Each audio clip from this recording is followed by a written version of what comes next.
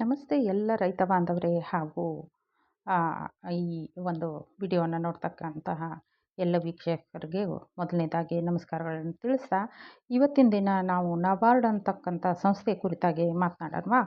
ಹಾಗಾದರೆ ನಬಾರ್ಡ್ ಅಂದರೆ ಏನು? National bank for agriculture and rural development, ಅಂದರೆ ಹಳ್ಳಿಗಳ ಉದ್ಧಾರಕ್ಕಾಗಿ ಹಳ್ಳಿಗಳ ಅಭಿವೃದ್ಧಿಗಾಗಿ ಇರ್ತಕ್ಕಂಥ ಒಂದು ಅಪೆಕ್ಸ್ ಬ್ಯಾಂಕ್ ಇದು. ಅದು ಏನು ಮಾಡುತ್ತೆ ಅಂತ ಹೇಳಿದರೆ, ರೂರಲ್ ಡೆವಲಪ್ಮೆಂಟ್ ಹಳ್ಳಿಗಳ ಅಭಿವೃದ್ಧಿಪಡಿಸುವಲ್ಲಿ ಈ ಬ್ಯಾಂಕು ಸಹಾಯ ಹಸ್ತವನ್ನು ನೀಡುತ್ತೆ. ನಾನು ಆವಾಗಲೇ ಹೇಳ್ದಂಗೆ full form national bank of agriculture and rural development ಇರುತ್ತೆ. ಇದು ಜುಲೈ 1982ರಲ್ಲಿ ಎಸ್ಟಾಬ್ಲಿಷ್ ಆಯಿತು ಅಥವಾ ಲಾಂಚ್ ಆಯಿತು. ಮತ್ತು ಇನ್ನು ಇದು ಇರೋದು ಮುಂಬೈಯಲ್ಲಿ, ಇದರ ಹೆಡ್ ಕ್ವಾರ್ಟರ್ ಬಂದು ಮುಂಬೈ, ಭಾರತದ ಮುಂಬೈಯಲ್ಲಿದೆ. ಇದೊಂದು ಅಪೆಕ್ಸ್ ಬ್ಯಾಂಕು. ಇದು ಏನು ಮಾಡುತ್ತೆ ಅಂದರೆ ರೀಫೈನಾನ್ಸಿಂಗ್ ಮಾಡುತ್ತೆ. ಅಂದರೆ ಹಳ್ಳಿಗಳಲ್ಲಿರ್ತಕ್ಕಂತಹ ಬ್ಯಾಂಕುಗಳಿಗೆ ಇದು ಬ್ಯಾಂಕ್ ಆಗಿ ಕೆಲಸ ಮಾಡುತ್ತೆ. ಅಂದರೆ ಅಲ್ಲಿ ರೀಫೈನಾನ್ಸ್ ಮಾಡುತ್ತೆ, ಅವಕ್ಕೆ ದುಡ್ಡನ್ನು ಕೊಡುತ್ತೆ. ಇದನ್ನು ಏನು ಅಂತ ಹೇಳಿದರೆ ಬಿ ಶಿವರಾಮನ್ ಕಮಿಟಿಯ ಒಂದು ರೆಕಮೆಂಡೇಶನ್ ಮೇಲೆ ಮಾಡಲಾಯಿತು. ಈ ಬ್ಯಾಂಕನ್ನು ಕಟ್ಟಲಾಯಿತು. ಈ ಬ್ಯಾಂಕಿನ 1981ರಲ್ಲಿ ಒಂದು ಆ್ಯಕ್ಟ್ ಆಫ್ ಪಾರ್ಲಿಮೆಂಟ್ ಆಗುತ್ತೆ. ಅಂಥ ಒಂದು ಸಂದರ್ಭದಲ್ಲಿ ಒಂದು ಕಮಿಟಿಯನ್ನು ಫಾರ್ಮೇಷನ್ ಮಾಡ್ತಾರೆ. ಅದಕ್ಕೆ ಬಿ ಶಿವರಾಮನ್ ಅವರು ಹೆಡ್ ಇರ್ತಾರೆ. ಆ ಒಂದು ಕಮಿಟಿಯ ಒಂದು ರೆಕಮೆಂಡೇಷನ್ ಅಥವಾ ಶಿಫಾರಸು ಏನು ಮಾಡಲಾಗ್ತದೆ ಅಂದರೆ, ಹಳ್ಳಿಗಳಿಗೆ ಒಂದು ಅಪೆಕ್ಸ್ ಬ್ಯಾಂಕ್ ಅವಶ್ಯಕತೆ ಇದೆ, ಅದು ಮಾಡಬೇಕು ಅಂತಕ್ಕಂಥ ಒಂದು ಉದ್ದೇಶವನ್ನು ಆ ಕಮಿಟಿ ನೀಡ್ತದೆ. ಹಾಗಾಗಿ ಇದನ್ನು RRB ಅಂಡರಲ್ಲಿ, ರಿಸರ್ವ್ ಬ್ಯಾಂಕ್ ಆಫ್ ಇಂಡಿಯಾ ಏನಿದೆಯಾ ಅದರ ಅಂಡರಲ್ಲಿ ಇದನ್ನು ಅಪೆಕ್ಸ್ ಬ್ಯಾಂಕ್ ಆಗಿ ಇಡಲಾಗಿದೆ. ಇದೇನು ಮಾಡುತ್ತೆ ಅಂದರೆ, ಎಲ್ಲಿ ಅಗ್ರಿಕಲ್ಚರ್ ಕ್ರೆಡಿಟ್ ಕೊಡೋಕ್ಕೆ ಸಾಧ್ಯನೋ ಅದೆಲ್ಲ ಕೊಡುತ್ತೆ. ಮತ್ತು ರೀಫೈನಾನ್ಸಿಂಗ್ ಮಾಡುತ್ತೆ, ಅಂದರೆ ಬ್ಯಾಂಕುಗಳಿಗೆ ಇದು ಫೈನಾನ್ಸ್ ಮಾಡುತ್ತೆ. ಅಥವಾ ರೂರಲ್ ಡೆವಲಪ್ಮೆಂಟ್ ಬ್ಯಾಂಕ್ಗಳು ಏನಿರ್ತವೆ, ಕಾರ್ಪೊರೇಷನ್ ಬ್ಯಾಂಕ್ಗಳು ಏನಿರುತ್ತೆ, ARDCಗಳು, ಅವಕ್ಕೆ ಇದು ಫಂಡಿಂಗ್ ಮಾಡ್ತಾ ಹೋಗುತ್ತೆ ಅಂಥೇಳಿ. ಇನ್ನು ಇದ್ರದ್ದು ಬ್ಯಾಕ್ಗ್ರೌಂಡು ನಾನು ಆವಾಗಲೇ ಹೇಳ್ದಂಗೆ ಇದೊಂದು ಇದು ಆಯಿತು ಅಂತ. ಫಂಕ್ಷನ್ ಏನು ಮಾಡುತ್ತೆ ಅಂತಂದರೆ, RBI ಏನು ಕೆಲಸಗಳಿದಾವೋ ಅದನ್ನು ರೂರಲ್ ಏರಿಯಾದಲ್ಲಿ ಇದು ಮಾಡ್ತಾ ಹೋಗುತ್ತೆ. ಅಗ್ರಿಕಲ್ಚರ್ ಕ್ರೆಡಿಟ್ ಕೊಡುತ್ತೆ, ಆಮೇಲೆ ಪ್ಲ್ಯಾನಿಂಗ್ ಸೆಲ್ಲು ಮತ್ತು ಕ್ರೆಡಿಟ್ ಸೆಲ್ನಲ್ಲಿ ಕೆಲಸ ಮಾಡುತ್ತೆ, ರೀಫೈನಾನ್ಸಿಂಗ್ನಲ್ಲಿ ಕೆಲಸ ಮಾಡುತ್ತೆ. ಒಟ್ಟಾರೆಯಾಗಿ ಇದನ್ನು ರೆಗ್ಯುಲೇಟ್ ಮಾಡೋರು ಅಂತ ಹೇಳಿದರೆ RBI, reserve Bank of India, RBI. Objective ಏನು ಅಂತ ಹೇಳಿದರೆ, ಒಂದು ಮೊದಲನೇ ಆಬ್ಜೆಕ್ಟಿವ್ ಅಥವಾ ಉದ್ದೇಶ ಅಂತ ಹೇಳಿದರೆ ಸಸ್ಟೈನೇಬಲ್ ಅಗ್ರಿಕಲ್ಚರನ್ನು ತರ್ತಕ್ಕಂಥದ್ದು. ಅಂದರೆ ಕೃಷಿ ಏನು ಅಂತ ಹೇಳಿದರೆ ಉಳ್ಕೊಂಡು ಹೋಗಬೇಕು, ಸಸ್ಟೈನ್ ಆಗಬೇಕು, ಉಳ್ಕೊಂಡು ಹೋಗ್ತಕ್ಕಂತಹ ಒಂದು ಉದ್ದೇಶ. ಎರಡನೇದು ರೂರಲ್ ಏರಿಯಾದಲ್ಲಿ ಇರ್ತಕ್ಕಂಥ ಅಭಿವೃದ್ಧಿ, ರೂರಲ್ ಇಂಡಸ್ಟ್ರಿ ಮತ್ತು ಇನ್ಫ್ರಾಸ್ಟ್ರಕ್ಚರನ್ನು ಬೆಳೆಸುವ ಒಂದು ಉದ್ದೇಶ. ಮತ್ತು ಫೈನಾನ್ಷಿಯಲ್ ಸಪೋರ್ಟನ್ನು ರೂರಲ್ ಬ್ಯಾಂಕ್ಗಳಿಗೆ ಇದು ಕೊಡುತ್ತೆ. ರೂರಲ್ ಏರಿಯಾ ಅಥವಾ ಹಳ್ಳಿಗಳಲ್ಲಿ ಪ್ರಾಸ್ಪರಿಟಿ, ಸಂಪದ್ಭರಿತವಾಗಿ ಮಾಡುವಂಥ ಒಂದು ಉದ್ದೇಶವನ್ನು ನಬಾರ್ಡ್ ಇಟ್ಕೊಂಡಿದೆ.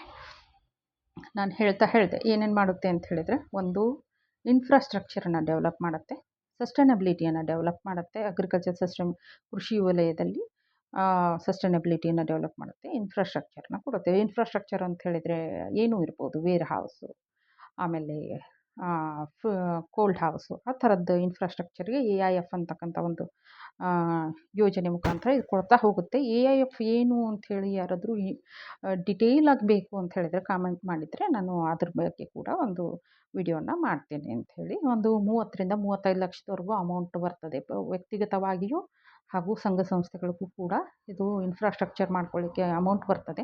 ಅದ್ರ ಬಗ್ಗೆ ಡೀಟೇಲ್ ಇನ್ಫಾರ್ಮೇಷನ್ ಬೇಕಿದ್ದರೆ ಕಮೆಂಟ್ ಮಾಡಿ, ನಾನು ಅದ್ರ ಮೇಲೆ ಕೂಡ ವಿಡಿಯೋನ ಮಾಡ್ತಾ ಹೋಗ್ತೇನೆ. ಇನ್ನು ಫಂಕ್ಷನ್ ಏನಂತ ಹೇಳಿದರೆ ಹಲವಾರು ಫಂಕ್ಷನ್ಗಳಿದೆ. ಮೊದಲನೇದಾಗಿ ಫಸ್ಟು ಮೇನ್ ಇದು ಅಂದರೆ ಕ್ರೆಡಿಟ್ ಕೊಡ್ತದೆ.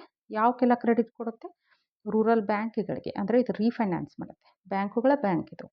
ಆಮೇಲೆ short term, medium term, long term ಲೋನ್ಗಳನ್ನು ಕೂಡ ಕೊಡುತ್ತೆ. ಇದು ಕ್ರೆಡಿಟ್ ಆಯಿತು. ಇನ್ನು ಡೆವಲಪ್ಮೆಂಟ್ ಫಂಕ್ಷನ್ ಏನು ಮಾಡುತ್ತೆ? SHGಗಳು, ಅಂದರೆ ಸೆಲ್ಫ್ ಹೆಲ್ಪ್ ಗ್ರೂಪ್ ಅಥವಾ ನಮ್ಮ ಸ್ವಸಹಾಯ ಸಂಘಗಳಂತಿರ್ತವೆ. ಯಾವುದೇ ತಿಳುವಳಿಕೆ ಇಲ್ಲದೆ ಇರ್ತಕ್ಕಂತಹ ರೂರಲ್ ಏರಿಯಾದಲ್ಲಿ ಇರ್ತಕ್ಕಂಥ ಮಹಿಳೆಯರೇ ಅಥವಾ ಪುರುಷರು 10-15 ಜನ ಸೇರಿ ಗುಂಪುಗಳನ್ನು ಮಾಡಿಕೊಂಡು ಅವರು ಸ್ವಸಹಾಯ ಅವ್ರವ್ರಿಗೆ ಸಹಾಯವನ್ನು ಮಾಡ್ಕೊಳ್ತಕ್ಕಂಥ ಗುಂಪುಗಳನ್ನು ಮಾಡ್ತಾರೆ. ಅವನ್ನ ಬ್ಯಾಂಕಿಗೆ ಲಿಂಕೇಜ್ ಮಾಡೋದು ನಬಾರ್ಡ್ ಸಪೋರ್ಟ್ ಮಾಡ್ಸುತ್ತೆ. ಮತ್ತು ರೂರಲ್ ಏರಿಯಾದಲ್ಲಿ ಏನಾದರೂ ಎಂಟ್ರಪ್ರಿನರ್ಶಿಪ್ ಮಾಡಬೇಕು, ಯಾವುದೇ ಬಿಸ್ನೆಸ್ ಅಂತ ತೆಕ್ಕೊಳ್ಬೇಕು ಅಂತ ಹೇಳಿದ್ರು ಅದಕ್ಕೆ ನಬಾರ್ಡ್ನವರ ಸಹಾಯವನ್ನು ನೀಡ್ತಾರೆ. ಮತ್ತು ಸೂಪರ್ವಿಷನ್ ಆ್ಯಕ್ಟಿವಿಟೀಸ್ ಮಾಡುತ್ತೆ. RRB ಮಾಡಬೇಕಾಗಿದ್ದಂಥ ಯಾವುದೇ ಸೂಪರ್ವಿಷನ್ ಆ್ಯಕ್ಟಿವಿಟೀಸನ್ನು ರೂರಲ್ ಏರಿಯಾದಲ್ಲಿ ನಬಾರ್ಡ್ ಮಾಡುತ್ತೆ. ಉದಾಹರಣೆಗೆ ಇನ್ಸ್ಪೆಕ್ಷನ್ ಇರುತ್ತೆ, ಚೆಕಿಂಗ್ ಇರುತ್ತೆ. ರೂರಲ್ ಬ್ಯಾಂಕ್ಗಳದ್ದು, ಕೋಆಪ್ರೇಟಿವ್ ಬ್ಯಾಂಕ್ಗಳದ್ದು, ಕಾರ್ಪೊರೇಷನ್ ಬ್ಯಾಂಕ್ಗಳದ್ದು, ಅವುಗಳದೆಲ್ಲವನ್ನು ಇದು ಆಡಿಟಿಂದ ಹಿಡಿದು ಸೂಪರ್ವಿಷನ್ನು ಅಥವಾ ಇನ್ಸ್ಪೆಕ್ಷನ್ಸನ್ನು ಮಾಡುತ್ತೆ. ಮತ್ತು ಇನ್ನು ಕೀ ಪ್ರೋಗ್ರಾಮ್ಸ್ ಅಂತ ಹೇಳಿದರೆ ಇಲ್ಲಿ ಬರ್ತಕ್ಕಂಥದ್ದು ಆವಾಗಲೇ ಹೇಳಿದೆ ನಾನು, SHG ಸೆಲ್ಫ್ ಹೆಲ್ಪ್ ಗ್ರೂಪ್ ಅಥವಾ ಸ್ವಸಹಾಯ ಸಂಘಗಳು, ಅವುಗಳನ್ನು ಲಿಂಕೇಜ್ ಮಾಡುತ್ತೆ ಬ್ಯಾಂಕ್ಗಳಿಗೆ, ರೂರಲ್ ಬ್ಯಾಂಕ್ಗಳಿಗೆ. RIDF ಮಾಡುತ್ತೆ. RIDF ಅಂದರೆ ರೂರಲ್ ಇನ್ಫ್ರಾಸ್ಟ್ರಕ್ಚರ್ ಡೆವಲಪ್ಮೆಂಟ್ ಫಂಡ್ ಅಂತ ಅಮೌಂಟ್ ಬರುತ್ತೆ. ಆ ಪ್ರೋಗ್ರಾಮ್ ಮುಖಾಂತರ ಇದು ಇನ್ಫ್ರಾಸ್ಟ್ರಕ್ಚರನ್ನು ಡೆವಲಪ್ ಮಾಡುತ್ತೆ. ಆಮೇಲೆ PODF ಅಂತ ಪ್ರೊಡ್ಯೂಸರ್ ಆರ್ಗನೈಜೇಷನ್ ಡೆವಲಪ್ಮೆಂಟ್ ಫಂಡ್ ಅಂತ, ಅದು ಕೂಡ ಒಂದು ಫಂಡು, ಅದರಲ್ಲಿ ಕೂಡ ಇದು ಸಹಾಯ ಮಾಡುತ್ತೆ. ಇದಲ್ಲದೆ AIF ಅಂತ ಒಂದು ಕೂಡ ಹೇಳಿದೆ ನಾನು, ಅಂದರೆ ಅಗ್ರಿಕಲ್ಚರ್ ಇನ್ಫ್ರಾಸ್ಟ್ರಕ್ಚರ್ ಫಂಡು, ಅಲ್ಲೂ ಹೆಲ್ಪ್ ಮಾಡುತ್ತೆ. ಫೈನಾನ್ಷಿಯಲ್ ಇನ್ಕ್ಲೂಷನ್ ಆ್ಯಕ್ಟಿವಿಟೀಸ್ ಇನಿಷಿಯೇಟಿವ್ಸನ್ನ ಮಾಡುತ್ತೆ. ಅಂದರೆ ಎಲ್ಲ ರೈತರಲ್ಲೂ ಅಥವಾ ಎಲ್ಲ ಹಳ್ಳಿಗಳಲ್ಲಿರ್ತಕ್ಕಂಥ ಏನು ರೈತರಿದ್ದಾರೆ, ಅಗ್ರಿಕಲ್ಚರ್ ಕೃಷಿ ಮತ್ತು ಕೃಷಿಯೇತರ ಕೆಲಸಗಳನ್ನ ಮಾಡ್ತಾ ಇದ್ದಾರೆ, ಅವರಿಗೆ ಆರ್ಥಿಕವಾಗಿ ಸನ್ನದ್ಧರಾಗಲು ಅಥವಾ ಬಲಪಡಿಸಲು ನಬಾರ್ಡ್ ಸಹಾಯ ಹಸ್ತವನ್ನು ನೀಡ್ತದೆ ಅಂತ ಹೇಳ್ಬೋದು. ಇನ್ನು ರೂರಲ್ ಏರಿಯಾ ಡೆವಲಪ್ಮೆಂಟ್ ಮಾಡುತ್ತಿದೆ.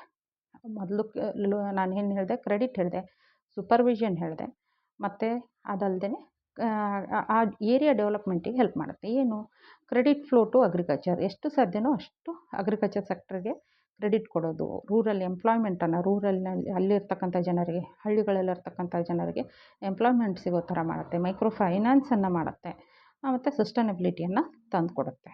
ಹಾಗಾದರೆ ನಬಾರ್ಡ್ನಲ್ಲಿ ಇದನ್ನು ಬಿಟ್ಟು ಸ್ಕೀಮ್ಗಳಿದಾವೆ. ಹೌದು, KCC ಇದೆ. KCC ಅಂತ ಹೇಳಿದ್ರೆ ಕಿಸಾನ್ ಕ್ರೆಡಿಟ್ ಕಾರ್ಡು, ಇದ್ರ ಮೇಲೆ ಕೂಡ ನಾನು ಒಂದು ವಿಡಿಯೋ ಮಾಡಿದ್ದೀನಿ. ತಾವೆಲ್ಲ ಇಷ್ಟಪಟ್ಟಲ್ಲಿ ಆ ಲಿಂಕನ್ನು ಕೂಡ ಶೇರ್ ಮಾಡ್ತೀನಿ. ಆಮೇಲೆ ಡೈರಿ ಎಂಟರ್ಪ್ರಿನರ್ಶಿಪ್ಗೂ ಇದು ಹೆಲ್ಪ್ ಮಾಡುತ್ತೆ. ಮತ್ತು ಇದು ಬ್ಯಾಕ್ ಬೋನ್ ಅಂತ ಹೇಳಬೇಕು, ರೂರಲ್ ಎಕನಾಮಿಯ ಬ್ಯಾಕ್ ಬೋನು ನಮ್ಮ ನಬಾರ್ಡ್ ಸಂಸ್ಥೆ ಅಂತಕ್ಕಂಥದ್ದು.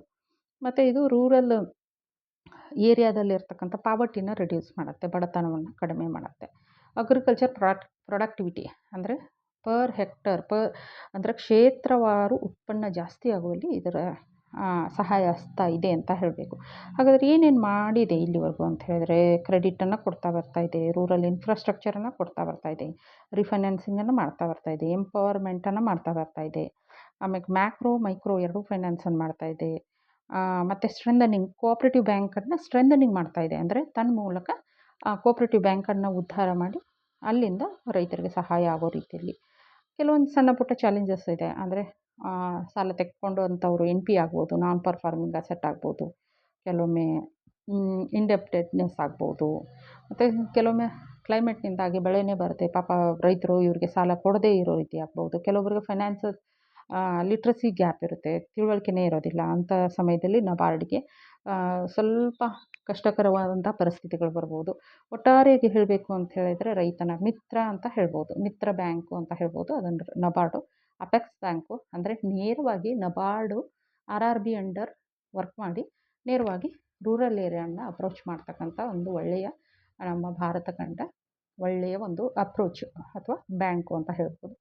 ಇಷ್ಟು ಹೇಳಿ ನನ್ನ ಮಾತನ್ನು ಮುಗಿಸ್ತೀನಿ. ಇವತ್ತಿನ ಟ್ಯಾಗ್ಲೈನ್ ಏನು ಅಂತ ಹೇಳಿದರೆ, ನಿಜವಾಗಿ ದೇವರಿಗೆ ಸಲ್ಲಿಸಬೇಕಾದಂತಹ ಭಕ್ತಿ ಅಥವಾ ಪ್ರೇಯರ್ ಏನಾದರೂ ಇದೆ ಅಂತ ಹೇಳಿದರೆ, ಯಾವಾಗೂ ನಗ್ನಗ್ತಾ ಇರೋದು, ಮತ್ತು ನಮ್ಮನ್ನು ನಾವು ಗೌರವಿಸ್ಕೊಳ್ಳೋದು, ಜೊತೆಗೆ ನಮ್ಮ ಸುತ್ತಮುತ್ತ ಇರತಕ್ಕಂಥ ಎಲ್ಲ ವಾತಾವರಣವನ್ನು ನಮ್ಮ ನಗುವಿನಿಂದಾಗಿ ಪರಿಮಳಯುಕ್ತವನ್ನಾಗಿ ಮಾಡೋಣ ಅಂತ ಹೇಳ್ತಾ, ವ್ಯಕ್ತಿತ್ವವನ್ನು ಸುಧಾರಿಸ್ಕೊಳ್ಳೋಣ ಅಂತ ಹೇಳ್ತಾ, ಸರ್ವೇ ಜನ ಸುಖಿನೋ ಭವಂತು.